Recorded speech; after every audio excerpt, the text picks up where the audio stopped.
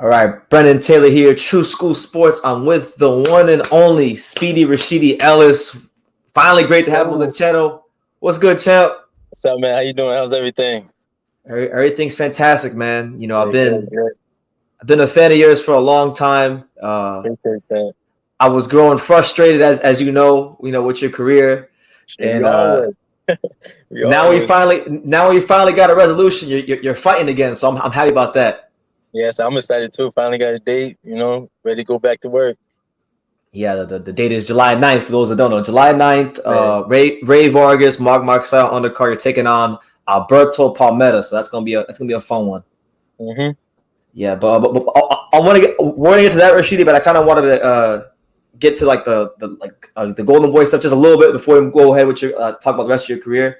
I wanted to just ask you about, man, like you weren't really getting you beat Alexis Rocha, right? Alexis Rocha is a good fighter. You beat him, took his O, and then it seemed like they kind of had you on the shelf there, Golden Boy. What exactly happened after you beat Rocha?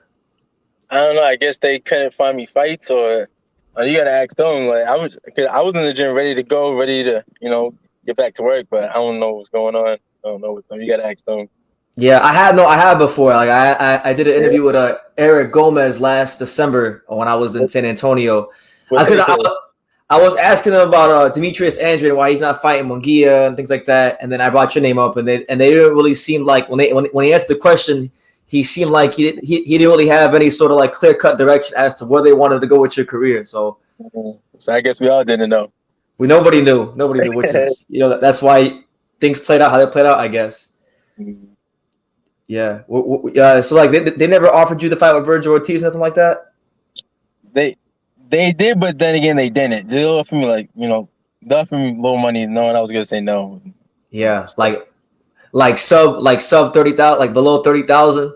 Yeah. I don't want to say prices, but yeah. It wasn't good enough. Okay. All right. I just wanted to know, man, because a lot of people, because I make videos saying, well, these guys don't want to fight Rashidi. I never hear them call his name out, and they'll say, well, he was offered the fight with Vergil Ortiz, and I'm like, was he really? Yeah, I've been hearing a lot of different bullshit too, saying that I turned out like, why would I turn on the fight? I'm a fighter.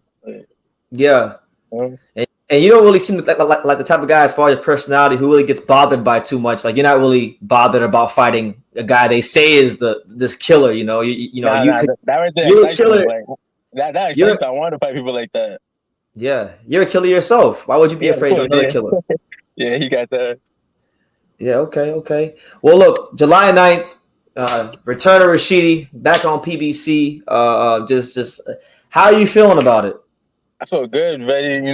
Sure, I'm just happy, especially on a new platform. We'll see how this goes. Yeah, I know you're a guy that stays in the gym a lot. You're a gym rat. How do you feel you've matured as a fighter these last 2 years? Because you haven't really been in the ring. So, like, how do you think you've developed in that time off? Yeah, but I still been sparring, sparring with great fighters too. So, I should be getting smarter in the game, just learning little by little, just learning every day. Yeah, no, absolutely, man. And the thing is, with you being a PBC now, I think there's like a great opportunity for, obviously you got to take care of Palmetta first. You can never, ever overlook any opponent. But if you take care of business there, you're in a great position, I believe, because, they got some big names over there. Of course, yeah, they got everybody over there. That's why I'm more excited. Yeah, so I mean, that right there is no reason for me to get no fights.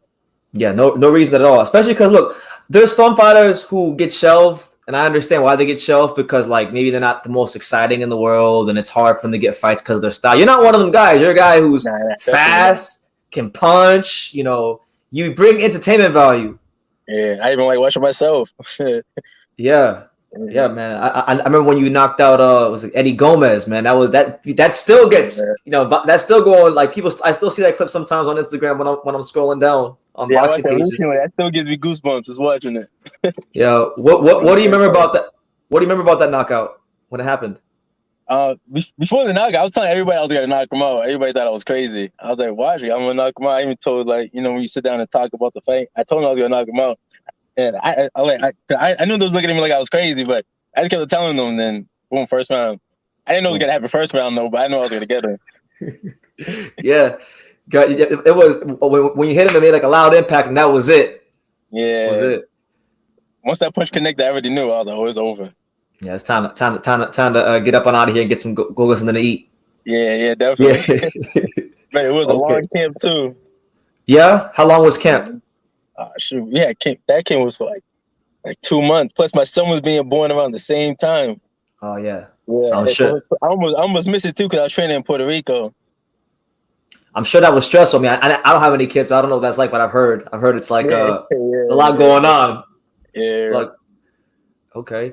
Well, Rashidi, like a lot of guys, they don't really want to fight you. They don't really say your name. And then now that you're a PBC, there's a guy that fights on a lot of their cards. They say people don't want to fight, named Jaron Ennis. What I wanted to ask you was, what do you think about Jaron Ennis as a fighter, and what do you think about if fighting him down the line?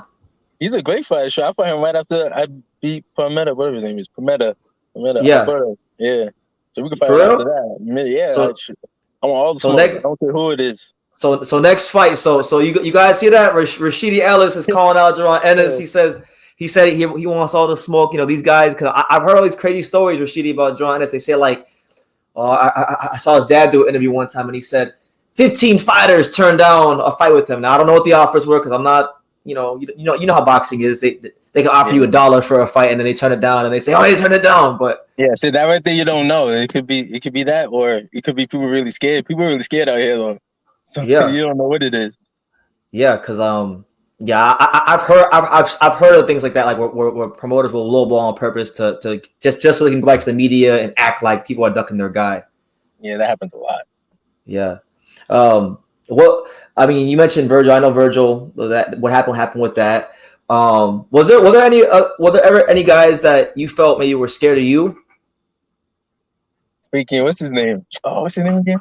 Saddam Ali. I wanted to fight him so bad. I wanted to fight him so long, and he's kept on denying me. Yeah, Saddam didn't want that smoke. Saddam Ali, yeah. He's been blocked on Instagram when I was talking a little shit to him. That's crazy. Who else? I wanted to fight Matisse a while ago. Yeah, nothing happened there. Yeah, but he probably didn't get a lot of money offered, so I don't blame him. Yeah. What about I know you called out Danny Garcia years ago. Oh, yeah, Danny. I don't know why. I just want to fight him. He looks like a cool guy. I don't know why. I just want to fight him. I mean, I met him before. He's a cool guy. He sells a lot. Cool guy. He just I just want to fight him. I don't know why. I just don't want him. Yeah, he sells a lot of tickets too, so that don't hurt either. Oh yeah, I don't mind that at all. Yeah, well, he's on PBC too, so I mean, I know he moved to 54. I don't know if you're big enough to make it like 54 and be strong at the weight. I go to 40, 154. It don't matter. Oh, it don't matter. So like if Garcia beats Jose Benavidez, you'd like that fight too? Yeah, definitely. Okay, yeah, because that'd be a great fight. A speedy guy like you who has punching power versus a master counter puncher like Danny. That's an intriguing matchup. Yeah, great show. Yeah.